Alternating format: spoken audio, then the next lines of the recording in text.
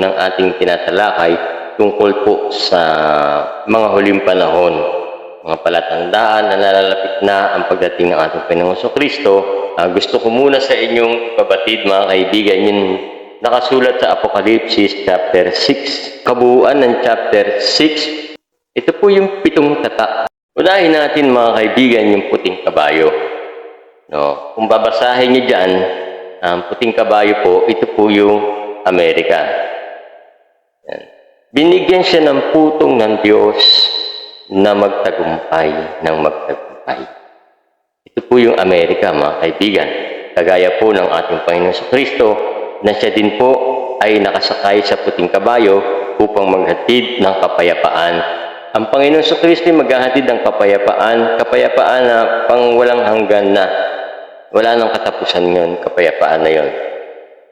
Subalit itong unang kabayong puti ang nakasakay dito, ito po yung Amerika. Bakit ko nasabi? Dahil ang hula sa talatang yan ay sumasakto sa Amerika. Ang Amerika ang nagbigay ng kapayapaan sa mundo. Simula po ng World War I, World War II, siya po ay nagtagumpay sa mga Hapon, sa Kastila, sa iba pang panig ng daigdig na napakaraming naging sakop ng Amerika, mga kaibigan, upang bigyan ng kapayapaan ang daigdig at maitigil ang mga gerang nagaganap sa buong mundo. Matigil ang gera. Kaya nga, nung pagkatapos ng World War II, itinanghal na pinakamakapangyarihang bansa ang Amerika. Bakit? Dahil doon sa kanilang at pagtatagumpay laban sa mga bansa na kanilang kinakalaban o ginigera. Kaya ito'y kulay puti dahil maganda naman yung layunin nila sa kanilang pagsakop sa mga bansa.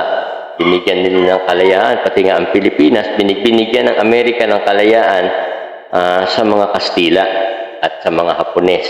Sinakop man tayo ng Amerika, pero binigyan pa rin tayo ng kalayaan.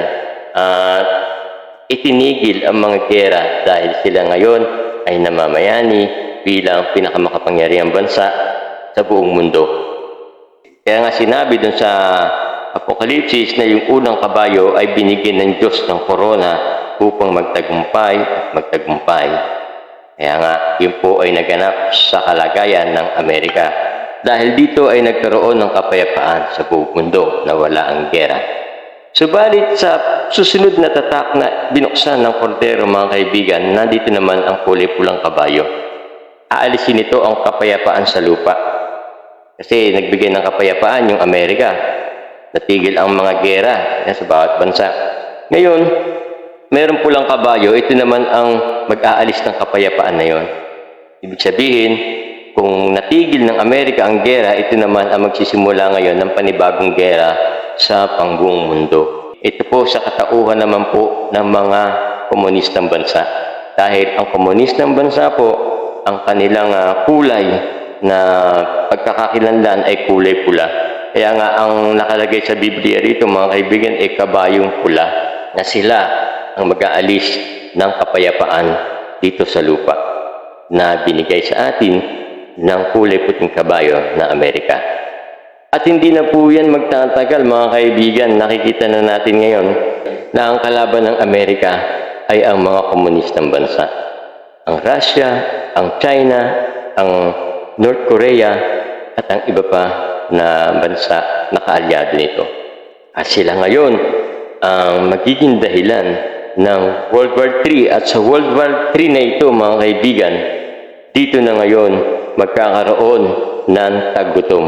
Kaya nga ang susunod na kabayo na dumating sa ipinakita kay Juan sa ikatlong tatak ay kabayong maitim.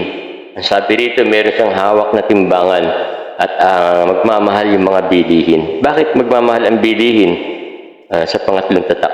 Dahil pag nagkaroon ng gera ng pangbuong mundo, matitigil ang kalakalan sa buong daigdig. Magkakaroon ng shortage ng supply ng langis. Wala na magsusupply ng langis sa Pilipinas at sa iba't ibang bansa dahil nga may gera. At pagka kinapos na tayo sa langis, sa diesel, sa gasolina, tsak magmamahal ang presyo ng mga bilihin. Bakit? Ano sabi sa economics? Kapag konti ang supply, maraming demand, tumataas ang presyo. Kapag maraming supply, konti yung demand, ibig sabihin konti yung tao na nangangailangan, pero napakaraming supply, bumababa ang presyo ng bilihin.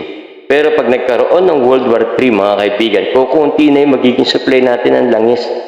Kaya mas lalo magmamahal ang langis, mas lalo magmamahal ang bigas dahil hindi na tayo makakaangkat sa ibang bansa ng bigas dahil nga sa gera. Kukunti na yung maangkat natin ng mga produkto dahil wala naman tayong sapat na pinagkukunan ng bigas dito sa Pilipinas. Kaya magkakaroon po ng pagtaas ng bilihin. Yan po yung kabayong kulay itim. At dahil nga sa gera ay tataas ang bilihin. At gagamit din ang mga makapangyarihang bansa ng mga nuclear bomb. At dahil sa mga nuclear bombs na gagamitin ng Russia, ng Amerika, ng lahat ng kaalyado ng Amerika at lahat ng kaalyado ng Russia at China, ay magkakaroon po ng malawakang pagkamatay ng maraming tao dito sa mundo. Dahil dito sa nuclear warfare na ito ay 75% ng populasyon ng mundo ang maaaring mawala. Yan naman po papasok yung sinasabi sa susunod, ang maputlang kabayo. Dahil yung maputlang kabayo ng panahon na yon ay magkakaroon po talaga ng kamatayan. Kaya ang matitirang 25% na buhay dito sa mundo, kasama nilito yung Antikristo ngayon. Yung Antikristo ay lilitaw after ng nuclear warfare, matitira itong bansa na to. Na siya po ay makapangyarihang bansa din. Meron siyang kakayanang kumontrol ng mga taong natitira. Dahil sa sobrang tagutom, sobrang hirap na ng buhay ng 25% na natira na yon kasi nga nagkaroon ng nuclear warfare, nawala na yung 75%. Meron na lang 25% na nabubuhay sa mundo. Yun ang pamumunuan ng Antikristo. At sa pamamagitan nito, papatayin niya ang sinumang hindi susunod sa kanya. Dito na lalabas ngayon yung sinasabi sa Apocalypse din na hindi makakabili at hindi pwedeng magbili ang mga taong walang tatak sa noo at sa kanilang kamay. At ang mga Kristiyano na hindi magpapatatak at mananatili sa kanilang pananampalataya at hindi sasamba doon sa hayop, sasabihin nung hayop na yon na Antikristo, ibabalik niya ang kapayapaan sa mundo kung susunod sila sa kanya. Kailangan magpatatak sa kamay, sa noo, kung hindi papatayin, kailangan sumamba rin sa kanya at sa larawan niya at sa larawan ng dragon, dahil kung hindi nila susundin to, maaari silang patayin sa pamamagitan ng tabak, ng baril, kasi may baril na ngayon. Nung Apokalipsis kasi mga kaibigan, isinulat ni Juan, hindi pa naiimbento yung baril. Kaya nakasulat lang dito, tabak. So, pwede kang patayin sa tabak kung hindi ka susunod sa kanila, kung hindi ka magpapatatak. Pwede ka rin nilang patayin sa gutom, ikukulong ka nila at hindi ka nila pakakainin. Pwede ka rin naman patayin nila sa pamamagitan ng mga peste o ipapakain ka sa mga daga, ipapakain ka sa mga langgam at sa iba't ibang hayop na mas malalaki pa. Pwedeng ipakain ka sa tigre, sa leon. Diyan na po magaganap yung pagmumuno ng Antikristo sa loob ng 3.5 taon.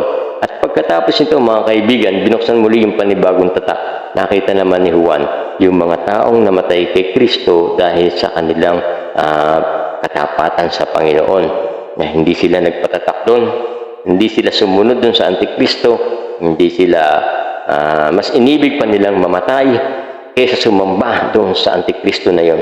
Mas inibig pa nilang mamatay at manatiling tapat sa Diyos kaysa magpatatak sa kanyang kanang kamay at saka sa kanilang mga noo.